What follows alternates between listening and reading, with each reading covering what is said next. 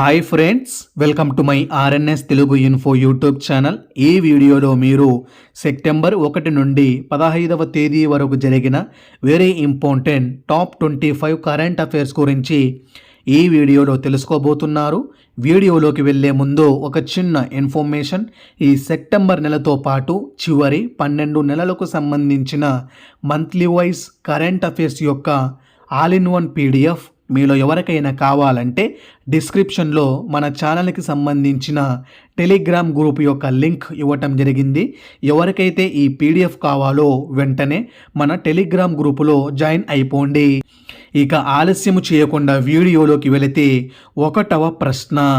భారతదేశాన్ని semi conductor design, తయారీ మరియు సాంకేతిక అభివృద్ధి కేంద్రముగా మార్చే లక్ష్యముతో ఇటీవల సెమీకాన్ ఇండియా సదస్సు 2025నకు ఆతిథ్యం ఇచ్చిన నగరము ఏది? మరియు ఈ సదస్సులో భాగముగా విడుదల అయిన first made in India chip ఏంటి? ఆన్సర్: ఈ కార్యక్రమం న్యూఢిల్లీలోని యశోభూమి వేదికగా సెప్టెంబర్ 2 నుండి 4వ తేదీ వరకు జరిగినది. ఈ సదస్సు యొక్క థీమ్ వచ్చేసి తదుపరి సెమీ కండక్టర్ పవర్ హౌస్ని నిర్మించటం. ఈ సదస్సులో భాగముగా ముఖ్యముగా India's first micro processor chip Vikram 32 bit తయారు కావటం జరిగినది. దీనికి విక్రమ్ 3201 అనే పేరును కూడా పెట్టడం జరిగినది. ఈ చిప్ను తయారు చేసినటువంటి సంస్థ ISRO semi conductor lab in Chandigarh. తరువాత 2వ ప్రశ్న. బాలికల విద్య కోసము కృషి చేస్తున్నందుకు గాను ఏ భారతీయ మొట్టమొదటి సంస్థ ఇటీవల 2025వ సంవత్సరానికి గాను ప్రతిష్టాత్మక ఆసియా నోబెల్గా పిలువబడే రామన్ మెగసెసే అవార్డుని గెలుచుకోవటము జరిగినది? ఆన్సర్: ఎడ్యుకేట్ గర్ల్స్ అనే ఎన్జిఓ సంస్థ. ఈ సంస్థ యొక్క అధ్యక్షురాలు సఫీనా హుసేన్. వీరితో పాటు పర్యావరణ పరిరక్షణ విభాగంలో షాహీనా అలీ ఫ్రమ్ మాల్దీవులు మరియు ఫ్లావియానో ఆంటోనియో విల్లానియేవా ఫ్రమ్ ఫిలిప్పీన్స్ కూడా ఎంపిక కావడం జరిగినది. ఈ అవార్డును ఇచ్చేటువంటి సంస్థ రామన్ మెగసెసే అవార్డు ఫౌండేషన్. తరువాత 3వ ప్రశ్న. దేశములో బలహీన స్థితిలో ఉన్న గిరిజన భాషలను పరిరక్షించేందుకు గాను కేంద్ర గిరిజన వ్యవహారాల శాఖ ఇటీవల గిరిజన భాషల అనువాదానికి AI సహాయముతో తీసుకువచ్చిన అప్లికేషన్ పేరేంటి? ఆన్సర్: ఆదివాణి. తరువాత 4వ ప్రశ్న. ఇటీవల శ్రీనగర్లోని దాల్ సరస్సులో ముగిసిన భారతదేశపు మొట్టమొదటి Khelo India water sports festival 2025 పోటీలలో తొలి 3 స్థానాలలో నిలిచిన రాష్ట్రాలు ఏవి? ఆన్సర్: మధ్యప్రదేశ్, ఒడిషా, కేరళ. పూర్తి డీటెయిల్స్లోకి వెళితే 18 మెడల్స్తో మధ్యప్రదేశ్ రాష్ట్రము ఫస్ట్ ప్లేస్లో నిలవగా 10 మెడల్స్తో ఒడిషా రాష్ట్రము 2వ స్థానములో మరియు 7 మెడల్స్తో కేరళ రాష్ట్రము 3వ స్థానములో నిలవటము జరిగినది. తరువాత 5వ ప్రశ్న. ఇటీవల food safety and standards authority of India అనగా FSSAI యొక్క నూతన CEOగా ఇటీవల ఎవరు నియమితులయ్యారు? ఆన్సర్: రజిత్ పున్హానీ. తరువాత 6వ ప్రశ్న. భారత్ మరియు కెనడా దేశాల మధ్య దౌత్య సంబంధాలలో పురోగతిలో భాగముగా ఇటీవల ఆయా దేశాలలో నూతనముగా నియమితులైన రాయబారులు ఎవరు? ఆన్సర్: కెనడాలో మన భారత రాయబారి దినేష్ K. పట్నాయక్. అదే మన భారత్లో కెనడా దేశం యొక్క రాయబారి క్రిస్టోఫర్ కూటర్. తర్వాత 7వ ప్రశ్న. ఇటీవల ప్రధాని నరేంద్ర మోడీ ఆగస్టు 29 మరియు 30వ తేదీలలో ఏ దేశాన్ని పర్యటించి ఆ దేశాన్ని చంద్రయాన్ 5 మిషన్లు భాగస్వామ్య దేశముగా ప్రకటించటము జరిగినది? ఆన్సర్: జపాన్ దేశ పర్యటన. ఈ పర్యటనలో భాగముగా ఆ దేశ ప్రధాని అయిన షిగేరు ఇషిబాతో కలిసి దాదాపుగా 13 MOUలపై ఒప్పందము కూడా కుదుర్చుకోవటం జరిగినది. దీంతో భారతదేశములో వచ్చే 10 ఏళ్లలో 10 ట్రిలియన్స్ పెట్టుబడుల లక్ష్యమే జపాన్ యొక్క టార్గెట్. అదే విధముగా ఈ పర్యటన ముగిసిన వారం రోజుల తరువాత వారి పార్టీలో అంతర్గత విభేదాల కారణముగా జపాన్ దేశ ప్రధాని పదవికి షిగేరు ఇషిబా గారు రాజీనామా చేయటము జరిగినది.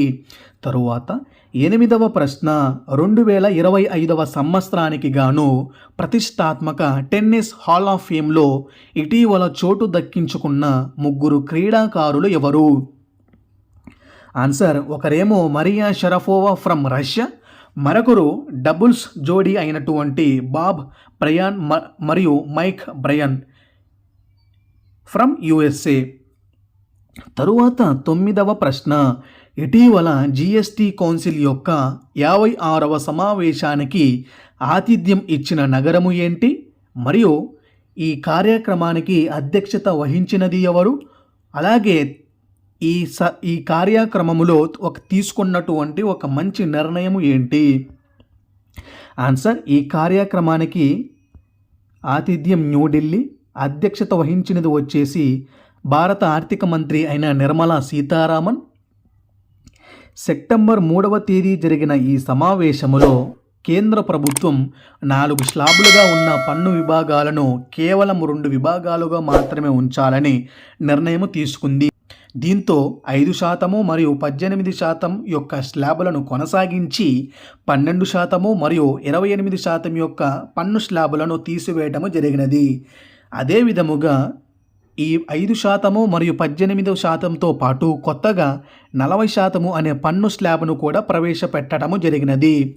ఈ జిఎస్టి 56వ సమావేశంలో తీసుకున్న ఈ నిర్ణయాలు అంటే పన్ను స్లాబులు అనేవి సెప్టెంబర్ 22వ తేదీ నుండి అమలులోకి రావటం జరుగుతుంది. తరువాత 10వ ప్రశ్న, ఇటీవల ముగిసిన ప్రపంచ బ్యాడ్మింటన్ ఛాంపియన్షిప్ 2025 పోటీలలో భారత్ తరపున ఏకైక పతకాన్ని సాధించిన మెన్స్ డబుల్స్ జోడీ ఏది?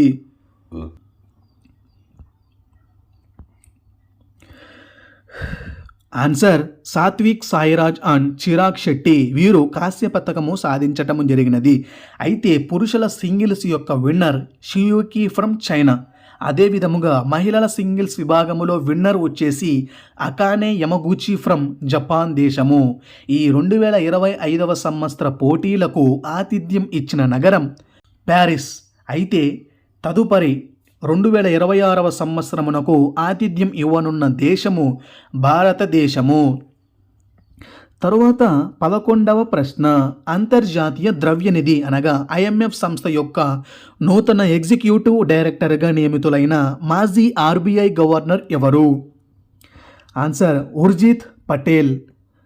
మాజీ అయితే కృష్ణమూర్తి సుబ్రమణియన్. తరువాత 12వ ప్రశ్న, దేశములోని మహిళల భద్రత మరియు జీవనానికి అత్యంత సురక్షితమైన నగరాలుగా ఇటీవల దేశములోని ఏ నగరాలు అగ్రస్థానములో నిలిచాయని కేంద్ర ప్రభుత్వం ఇటీవల ప్రకటించినది? ఆన్సర్,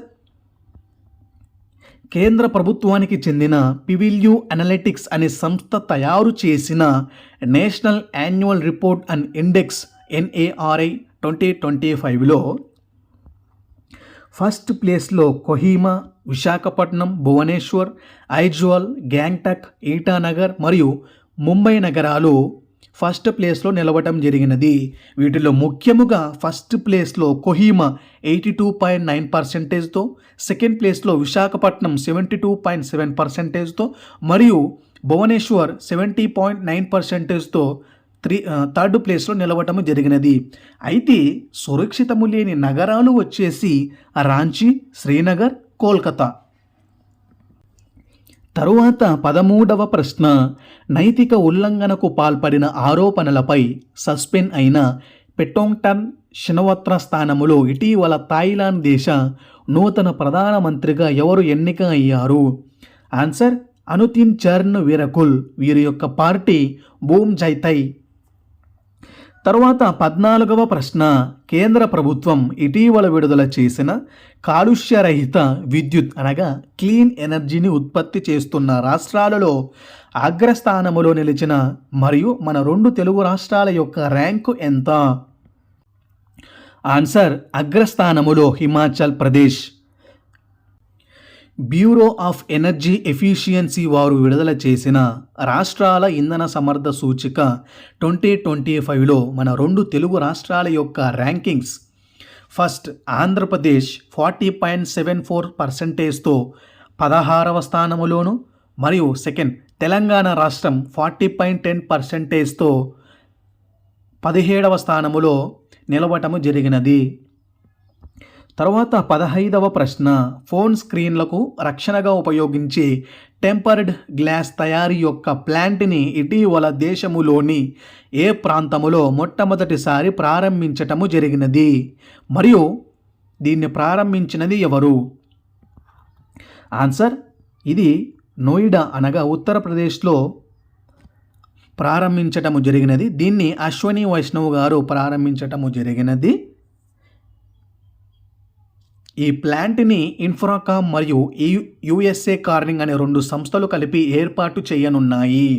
తర్వాత 16వ ప్రశ్న, భారతదేశ ఆర్థిక లోటుని లెక్కించే కంట్రోల్ జనరల్ ఆఫ్ అకౌంట్స్ అనగా సిజిఏగా పిలువబడే ఇటీవల కేంద్ర ప్రభుత్వం ఎవరిని నియమించినది? Answer, TCA Kalyani.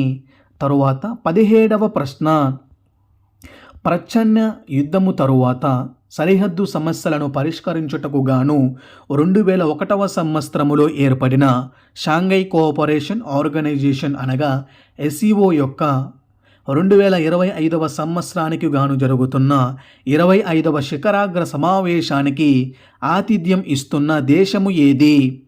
ఆన్సర్, చైనాలోని టియాంగ్జిన్ నగరము. ఈ ఎస్సీఓ సమ్మిట్ ఆగస్టు 31 మరియు సెప్టెంబర్ 1వ తేదీ వరకు జరిగినది.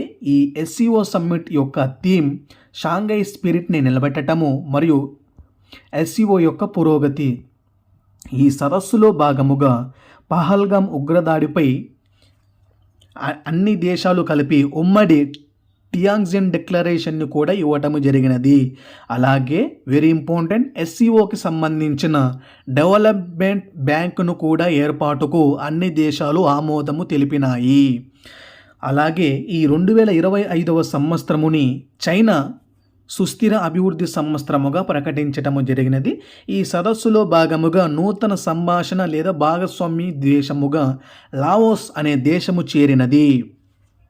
తరువాత వెరీ ఇంపార్టెంట్, తదుపరి 2026వ సంవత్సరానికి సంబంధించిన ఎస్సీఓ సమ్మిట్ యొక్క ఆతిథ్య దేశం కిర్గిస్తాన్. ఈ సదస్సులో భాగముగా చైనా ఒక హ్యూమనాయిడ్ రోబోని కూడా తయారు చేయటం జరిగినది. దాని పేరు షియావో హి. సో తరువాత 18వ ప్రశ్న, ఇటీవల ముగిసిన దక్షిణాసియా ఫుట్బాల్ సమాఖ్య అనగా షాఫ్ అండర్-17 మహిళల విభాగములో విజేతగా నిలిచిన దేశము ఏది? Answer, India. తన ప్రత్యర్థి వచ్చేసి నేపాల్. ఈ పోటీలకు ఆతిథ్యం ఇచ్చిన దేశము థింపు. ఇది భూటాన్ దేశములో కలదు. తరువాత 19వ ప్రశ్న, ఇటీవల ముగిసిన యుఎస్ ఓపెన్ 2025 టెన్నిస్ టోర్నమెంటులో పురుషుల మరియు మహిళల విభాగములో విజేతలు ఎవరు? ఆన్సర్, మెన్స్ విభాగములో విన్నర్ వచ్చేసి Carlos Alcaraz from Spain country, runner వచ్చేసి Jannik Sinner from Italy country.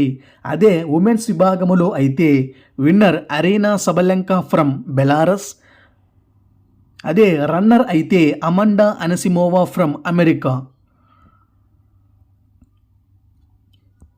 తరువాత 20వ ప్రశ్న, ఇటీవల భారతదేశ నూతన 15వ ఉపరాష్ట్రపతిగా ఎవరు ఎన్నిక అయ్యారు అండ్ వారి ప్రత్యర్థి ఎవరు, మరియు ఈ ఎన్నికలను నిర్వహించిన ఎన్నికల రిటర్నింగ్ అధికారి ఎవరు? ఆన్సర్, మన భారత 15వ ఉపరాష్ట్రపతి వచ్చేసి సిపి రాధాకృష్ణన్. వీరు ఈ ఎన్నికకు ముందు మహారాష్ట్ర గవర్నర్గా పనిచేయటం జరుగుతుంది. వీరు తమిళనాడు రాష్ట్రము నుండి ఎన్నికైనటువంటి 3వ ఉపరాష్ట్రపతి. మొదటివారు సర్వేపల్లి రాధాకృష్ణన్, రెండవది ఆర్ వెంకట్రామన్.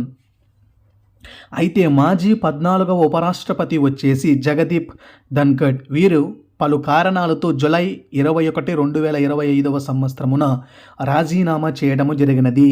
సిపి రాధాకృష్ణన్ గారి ప్రత్యర్థి వచ్చేసి బి సుదర్శన్ రెడ్డి. ఈ ఎన్నికలను నిర్వహించిన ఎన్నికల రిటర్నింగ్ మరియు రాజ్యసభ సెక్రటరీ జనరల్ వచ్చేసి PC Modi.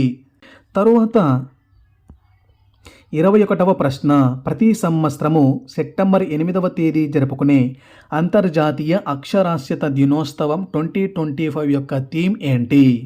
Answer, promoting literacy in the digital era. తర్వాత 22వ ప్రశ్న, కోవిడ్ తరహాలో క్యాన్సర్ టీకాని అభివృద్ధి చేసినట్లు mRNA సాంకేతికతను వినియోగించి ఏ దేశానికి చెందిన సంస్థ ఇటీవల ఎంటరోమిక్స్ అనే క్యాన్సర్ వ్యాక్సిన్ని కనుగొని మరియు ప్రయోగ ఫలితాలలో కూడా విజయవంతముగా పేర్కొంది? ఆన్సర్, రష్యాకు చెందిన ఫెడరల్ అండ్ బయోలాజికల్ ఏజెన్సీ. తర్వాత 23వ ప్రశ్న, 2025వ సంవత్సరానికి గాను ఇటీవల ముగిసిన ప్రతిష్టాత్మక 82వ వెనిస్ ఫిలిం ఫెస్టివల్లో ఒరిజోటి అనే విభాగములో ఉత్తమ దర్శకురాలి అవార్డును గెలుచుకున్న మొట్టమొదటి భారతీయ దర్శకురాలు ఎవరు? ఆన్సర్, అనుపర్ణ రాయ్. వీరు తీసినటువంటి సాంగ్స్ ఆఫ్ ఫర్గటన్ ట్రీస్ అనే చిత్రానికి గాను ఈ అవార్డుని గెలుచుకోవడం జరిగినది.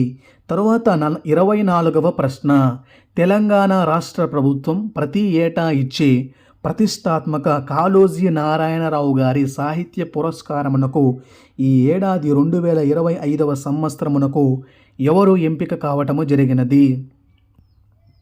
ఆన్సర్, నెల్లుట్ల రమాదేవి. వీరు జనగామ జిల్లాలోని స్టేషన్ గన్పూర్ అనే ప్రాంతానికి చెందినవారు. ఈ అవార్డుని తెలంగాణ రాష్ట్ర కేబినెట్లోని భాషా సాంస్కృతిక శాఖ ఆధ్వర్యములో నియమించినటువంటి అందశ్రీ కమిటీ వారు ఎంపిక చేయటం జరిగినది.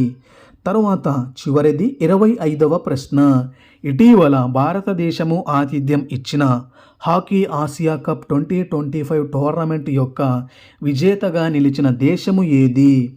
ఆన్సర్, విన్నర్ వచ్చేసి ఇండియా, రన్నర్ వచ్చేసి దక్షిణ కొరియా.